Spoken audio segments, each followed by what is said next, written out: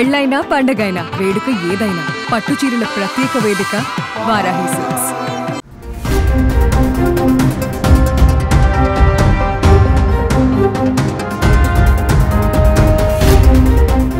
ఏపీలో మహిళలకి CM Chandrababu good news చెప్పారు. రాష్ట్రంలోని మహిళలందరికీ ఆగస్టు 15 నుంచి ఉచిత బస్సు ప్రయాణ సదుపాయం కల్పిస్తామని సీఎం చంద్రబాబు అన్నారు.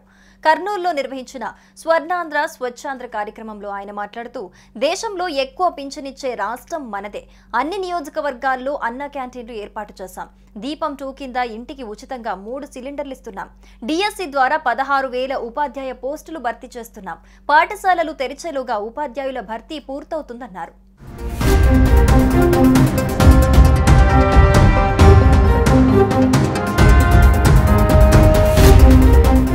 ఇప్పటికే తెలంగాణ, కర్ణాటక రాష్ట్రాల్లో అమలవుతున్న పథకాలను అధ్యయనం చేసిన మంత్రుల కమిటీ 2 నెలల్లో ఈ పథకాన్ని ప్రారంభించేందుకు చర్యలు తీసుకుంటోంది. దీని ద్వారా రోజుకు 25 లక్షల మంది మహిళలకు లబ్ధి చేకూరనుంది. ఆర్టీసీ బస్సుల్లో మహిళలకు ఉచిత బస్సు ప్రయాణం టీడీపీ కూటమి ఎన్నికల సమయంలో ఇచ్చిన హామీ. సూపర్ 6 హామీల్లో భాగంగా టీడీపీ కూటమి ఉచిత బస్సు ప్రయాణం హామీ ఇచ్చింది. అధికారంలోకి వచ్చిన తర్వాత సూపర్ 6 హామీలను ఒక్కొక్కటిగా అమలు చేస్తూ వస్తున్న ఎన్డీఏ కూటమి ప్రభుత్వం తాజాగా అన్నదాత సుఖీభవ, తల్లికి వందనం పథకం అమలుపైన కీలక నిర్ణయం తీసుకుంది. వచ్చే నెలలో ఈ పథకాలను ప్రారంభించనున్నారు. జూన్ 12న అన్నదాత సుఖీభవ, తల్లికి వందనం పథకం ప్రారంభించాలని టీడీపీ పొలిట్ బ్యూరో సమావేశంలో నిర్ణయించారు. అలాగే ఉచిత బస్సు ప్రయాణం హామీ అమలుపైన నిర్ణయం తీసుకున్నారు.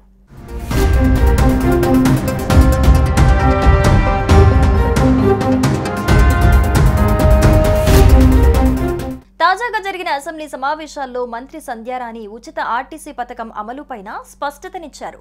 రాష్ట్ర స్థాయిలో ఈ పథకం అమలు కాదని, జిల్లా పరిధిలోనే మహిళలకు ఉచిత బస్సులో ప్రయాణ సౌకర్యం ఉంటుందని వెల్లడించారు.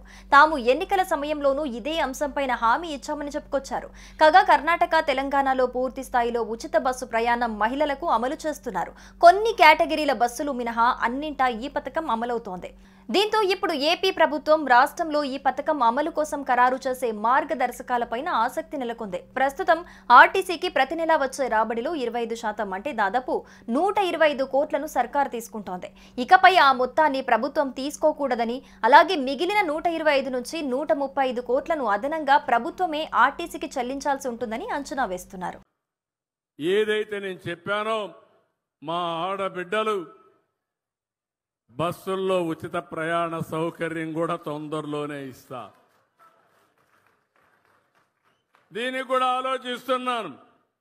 అవసరమైతే ఆగస్టు 15న స్వాతంత్ర దినోత్సవాన తప్పకుండా మా ఆడబిడ్డలు అప్పటి నుంచి ఉచిత ప్రయాణ సౌకర్యం ఏర్పాటు చేసే బాధ్యత ఈ ప్రభుత్వానిది.